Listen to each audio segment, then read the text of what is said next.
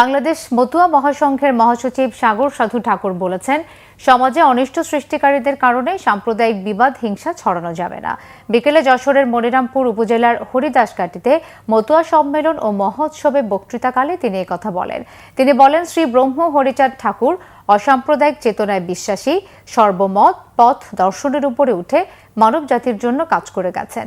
তার দর্শন মতে সমাজে অনিষ্ট সৃষ্টিকারীরা দুর্বৃত্ত, এজন্য দুর্বৃত্তদের বিচার রাষ্ট্রীয়ভাবেই হতে হবে।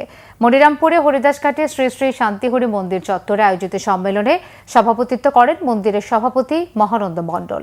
যশোর জেলা বিএনপির সভাপতি অ্যাডভোকেট সৈয়দ সাবিরুল হক সাবু, সাংগঠনিক সম্পাদক শহীদুল বাড়ি রবু ও হিন্দু বৌদ্ধ খ্রিস্টান ঐক্যফ্রন্টের কেন্দ্রীয় যুগ্ম মহাসচিব নির্মল কুমার বিট সহ গণ্যমান্য ব্যক্তিরা উপস্থিত ছিলেন।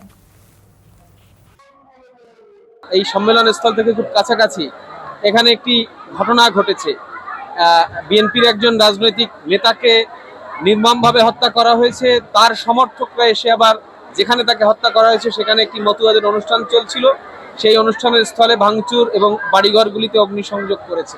সুতরাং এই দুইটি পক্ষই দুর্বৃত্তকারী, তারা কখনোই ভালো মানুষ নয়।